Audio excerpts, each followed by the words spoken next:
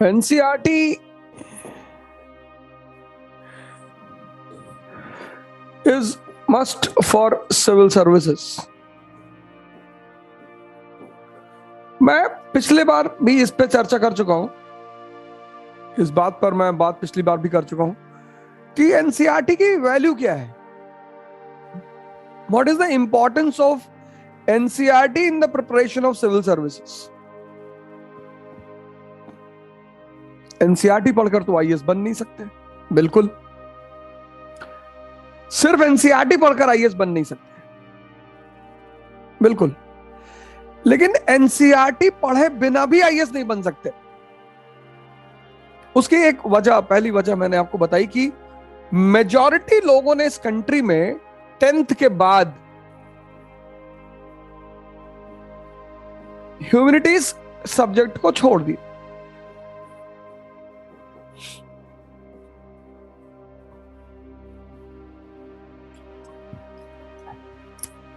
Majority engineering, medical, professional degree, और अगर humanities subject को लिया भी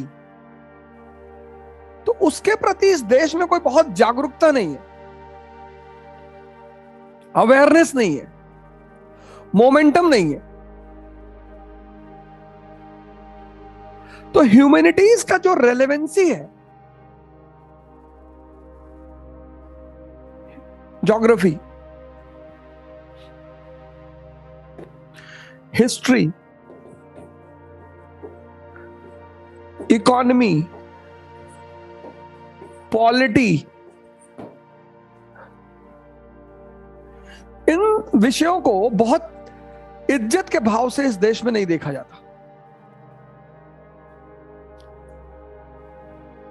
देखा ही नहीं आता। कहते यार हिस्ट्री पढ़ के कौन सी नौकरी मिलेगी। इस देश की जो शिक्षा है, एजुकेशन सिस्टम, वो जॉब ओरिएंटेड है। यहां लोग क्या सोचते हैं कि सारे, हमारे घर में भी यही था, सब लोग सोचते हैं कि जो शिक्षा है ना, आदमी पढ़े तो नौकरी करने के लिए पढ़े।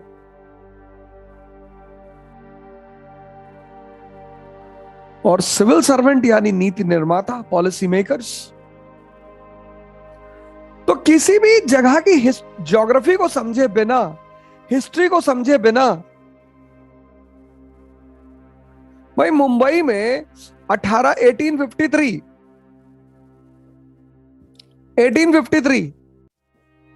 रेलवे रेवोल्यूशन इन इंडिया, पहली रेलवे लाइन बंबई में, रेलवे रेवोल्यूशन, बॉम्बे से थाना। क्यों? प्रमुख बंदरगाह, पोर्ट है, इकोनॉमिक नेसेसिटी, कॉटन आ रहा है, बंबई के बंदरगाह से कॉटन ब्रिटेन जाएगा, पहली रेलवे लाइन वहां बिछी। इस रेलवे लाइन ने भारत में इंडस्ट्रियल रेवोल्यूशन को जन्म दिया।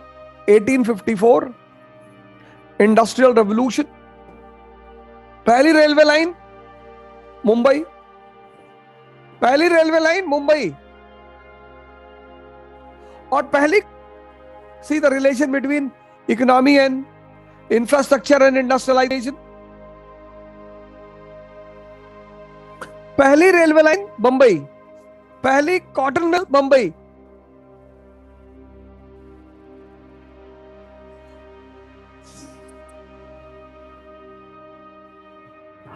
और इस इंफ्रास्ट्रक्चर रेवोल्यूशन और इंडस्ट्रियल रेवोल्यूशन का परिणाम रहा 1885 आईएनसी, इंडियन नेशनल कांग्रेस। देखो कैसे चीजें आपस में जुड़ी हुई हैं।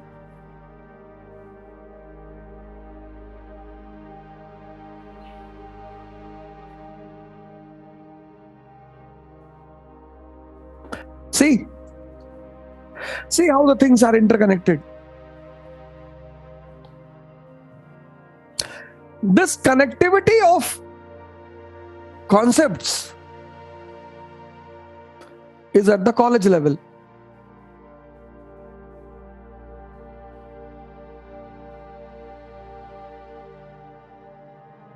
This connectivity of concepts is at the college level. School level, what is a concept? Infrastructure क्या है, इंडस्ट्रियलाइजेशन क्या है,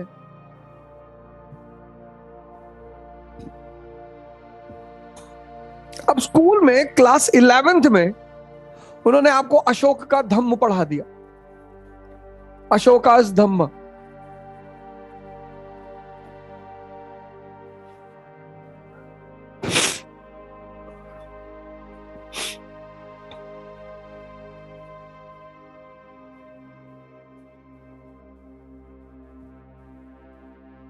इलेवेंथ में अशोकास धम्म।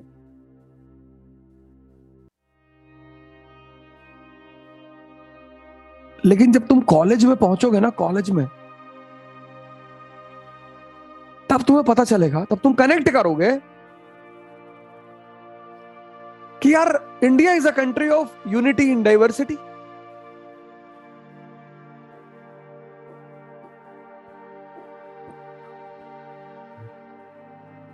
तो आज today Hindus, Muslims, Christians, ancient period, Brahmans, Buddhist, Jainas, ancient period, ancient period, tension in a family, tension in a society is an obstacle for the growth and development of the family and the society. तो कहते हैं ना, परिवार में बहुत तनाव है, घर में रह के पढ़ाई नहीं होती। tension in a family and tension in a nation is obstacle for growth and development of a family and a nation. ये बात अशोक को पता है, तो वो धम्म की पॉलिसी लेकर आता है।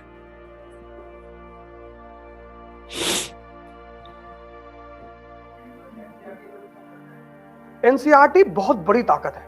अगर तुम बेसिक्स तैयार कर ले जाओगे तो समझ लो तुम 50% आईएएस हो गए, गारंटी है मेरी, गारंटी। तुम तैयार करके एनसीईआरटी मुझसे मिलो और फिर तुम बताओ कि तुम कैसा फील कर रहे हो।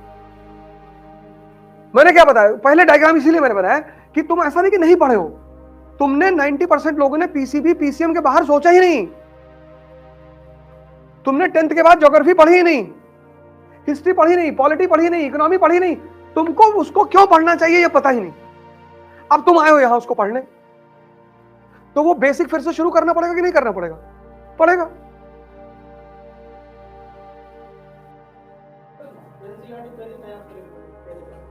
कुछ नहीं करना है, जला लो और एक गिलास पानी में मिलाओ,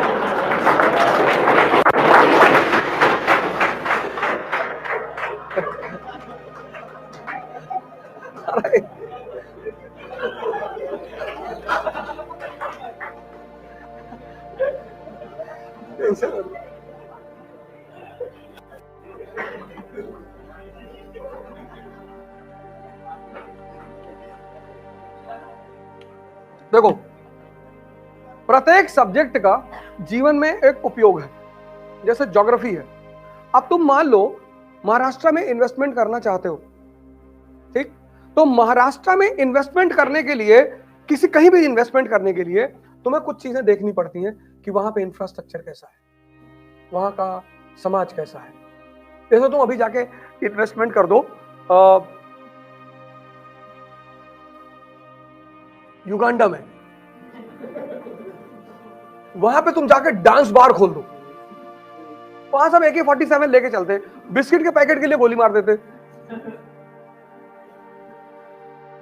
तो ज्योग्राफी तुम्हें बताएगी कि उस पर्टिकुलर जगह का भौगोलिक संरचना, भौगोलिक रिक्वायरमेंट।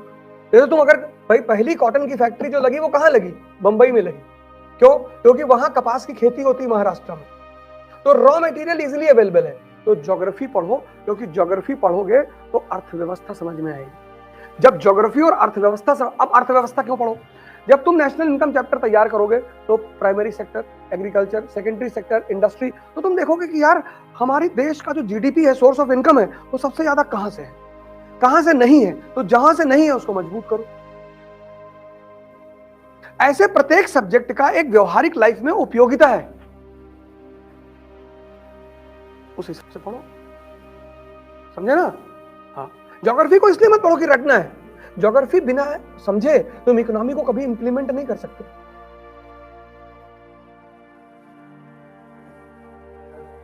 समझे ना?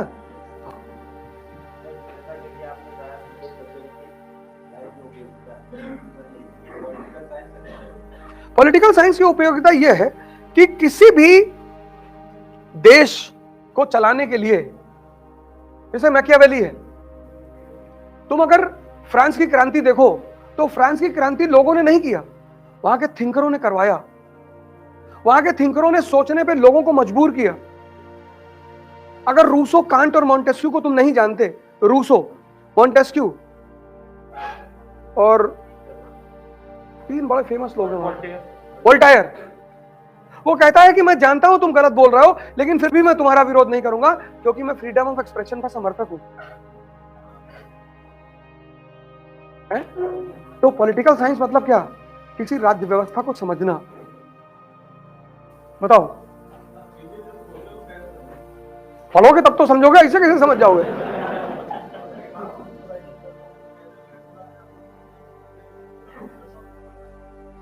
नहीं, हर क्वेश्चन, हर टॉपिक का, जैसे 18वीं शताब्दी का भारत है, पहला चैप्टर एनसीईआरटी का, तो हर टॉपिक का केंद्र बिंदु है। सुन लो, बड़ा अच्छा क्वेश्चन है इनका। हर टॉपिक का केंद्र बिंदु है।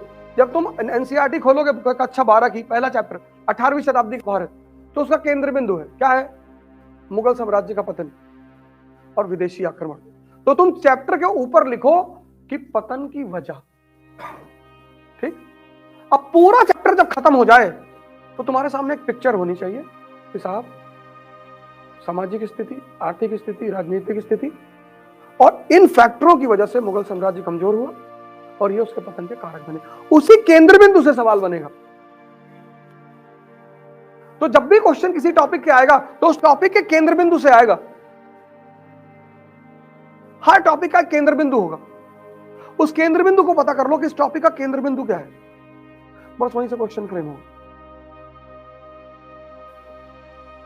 तुम्हारा कमजोर मन है, तुमसे कोई कह देता है कि यार ज्योग्राफी ऑप्शनल खराब है, अच्छा तो भैया सोशियोलॉजी रख लें, सोशियोलॉजी रख। तुम 2 महीने बाद फिर सोशियोलॉजी छोड़ देते हो, फिर तुम इतने तुम डरे हुए हो, इतने डरे हुए हो, कोई भी तुमको डरा देगा।